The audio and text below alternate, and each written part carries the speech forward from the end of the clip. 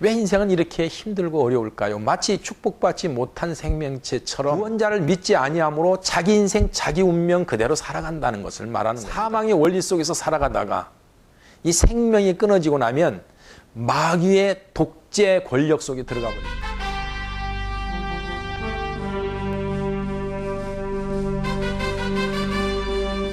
지난번 동영상 내세를 바라보자에 댓글을 달아주신 분이 계십니다.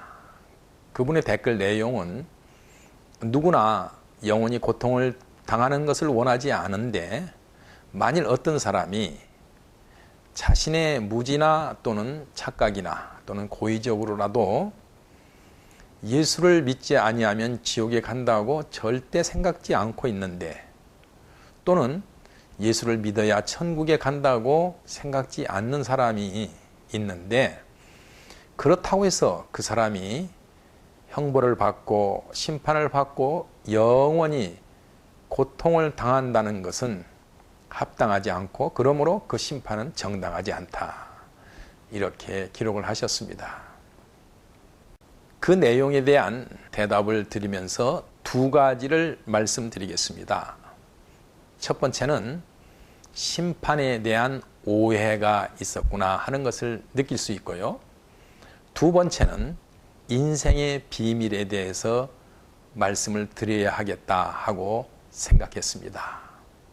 첫 번째, 최후의 심판에 대한 오해를 말씀드릴 때 먼저 우리는 우리의 현실부터 시작을 해야겠습니다.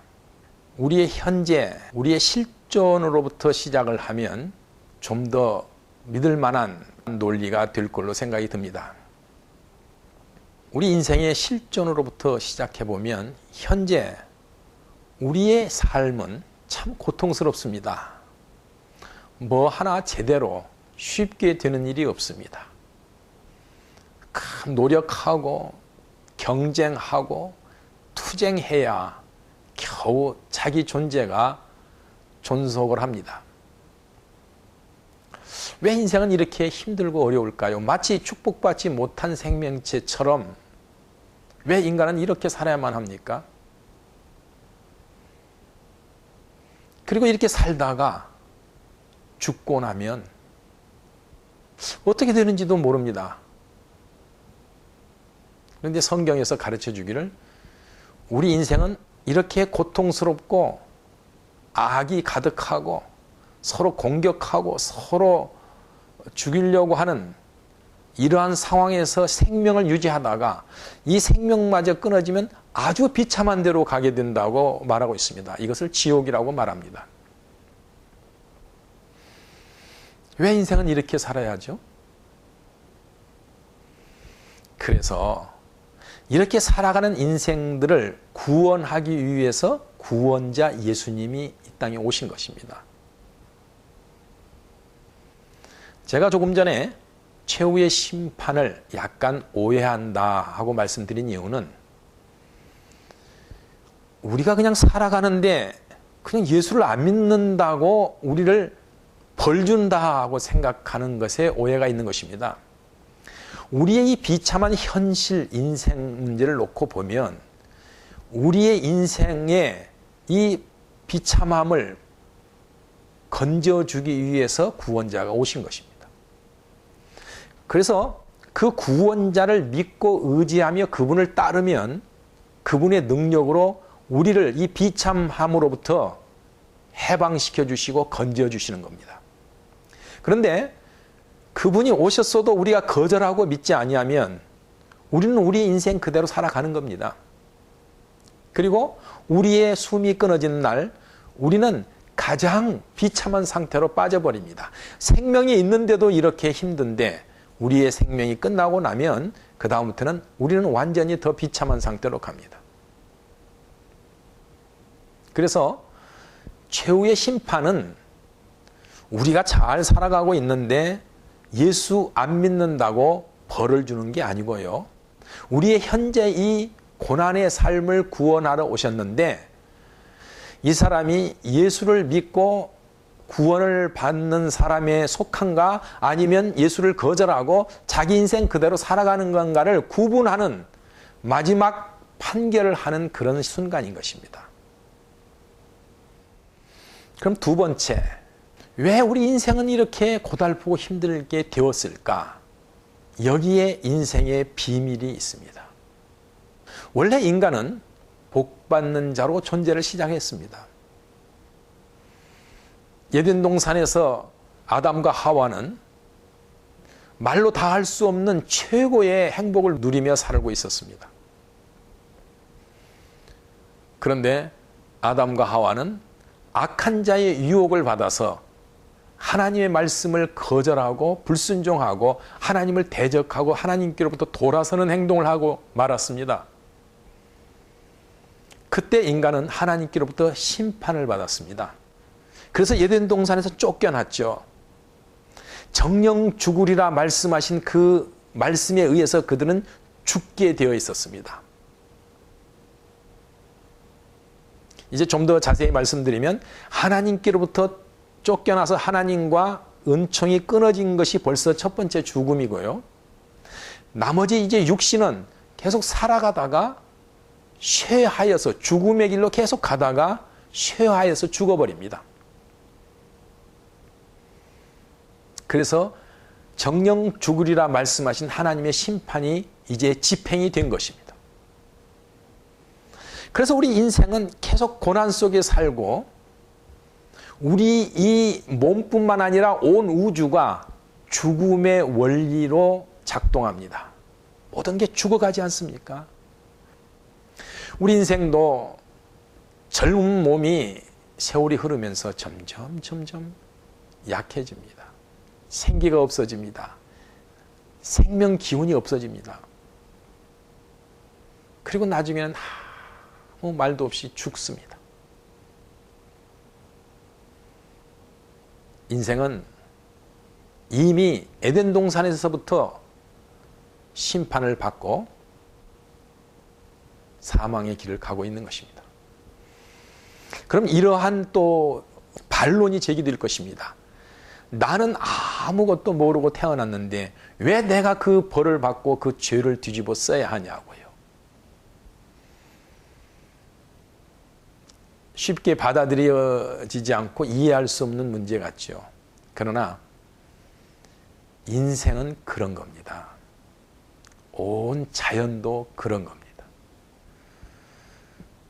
사람이 태어나면 자기가 원하든 원치 않든 간에 부모의 얼굴을 닮습니다. 성격이 좋든 나쁘든 간에 부모의 성격을 닮습니다. 체질에 좋든 나쁘든 간에 부모의 체질을 닮습니다. 부모의 영향력에서 벗어날 수가 없습니다. 내가 원하든 원치 않든 간에 부잣집에서 태어났으면 어렸을 때부터 비싼 기저귀를 차고 삽니다. 어렸을 때부터 금수저를 입에 뭅니다.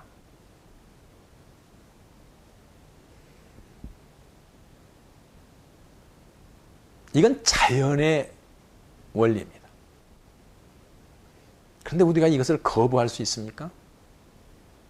이러한 자연의 이치를 우리가 알고 있는데 이 원리와 반대되는 말로 어떤 진리를 논할 수 있겠습니까?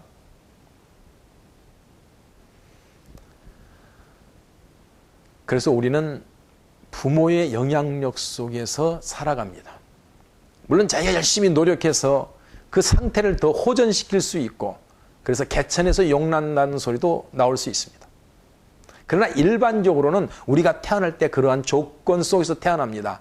그와 같이 인류의 최초의 인간 아담과 하와의 그 불순종의 조건이 에덴 동산에서 쫓겨나서 사는 그 조건이 우리에게도 계속 연결된 겁니다. 아담과 하와가 에덴 동산 안에서 살았다면 우리도 에덴 동산 안에서 살겠죠. 아담과 하와가 에덴 동산을 쫓겨나서 이 광막한 황야와 같은 곳에서 고통 속에서 사는 그러한 자연 조건 속에서 살기 때문에 우리가 거기서 태어났을 때 우리도 그 고통을 느끼고 있는 것입니다. 이건 거부할 수 없는 현실이고 우리가 그 정도인 것입니다. 이러한 인생들을 위해서 예수님께서 오셨습니다. 하나님의 독생자 예수님이 오셔서 우리를 구원하시기 위해서 오신 것입니다. 그냥 그분을 받아들이고 그분에게 감사하고 그분을 내가 의지하면 우리 인생의 이러한 상황에서부터 벗어나게 되는 것입니다.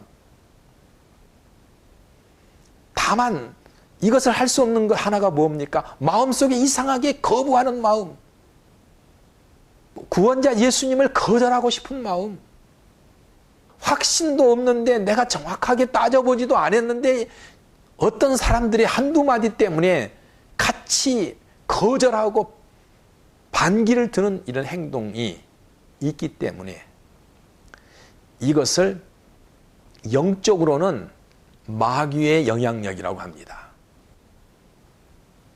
마귀의 영향력이에요. 우리 인생은 이제 구원자 예수 그리스도를 영접하거나 받아들이지 않으면 우리는 그 사망의 원리 속에서 살아가다가 이 생명이 끊어지고 나면 마귀의 독재 권력 속에 들어가 버립니다. 그래서 거기가 지옥입니다.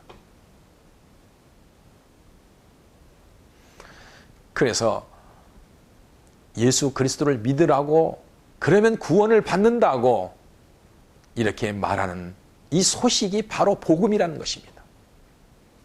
이 복음은 사실은 여러분에게 강요하는 것이 아닙니다. 우리는 이 소식을 전하는 것입니다. 모든 사람이 듣게, 또 듣고 이해할 수 있도록 자꾸 설득하는 것입니다. 결정은 여러분들이 하시는 겁니다. 구원자를 모셔드려서 그분과 함께 구원을 받을 것인가, 아니면 그분을 거절하고 내 인생 내가 살다가 그냥 가는 길로 갈 것인가. 그래서 최후의 심판은 정해진 인생의 길에 구원자를 믿었는가 안 믿었는가를 가려내서 구원자를 믿은 자는 구원의 길로, 믿지 않는 자는 그 인생길로, 갈림길의 순간을 말하는 것입니다. 그걸 판정하는 순간을 말하는 것입니다. 여러분 모두에게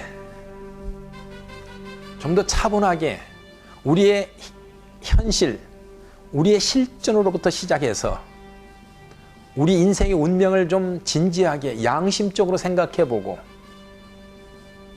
그리고 하나님이 우리에게 마련하신 구원의 길을 붙잡는 복된 길이 있으시기를 축원합니다.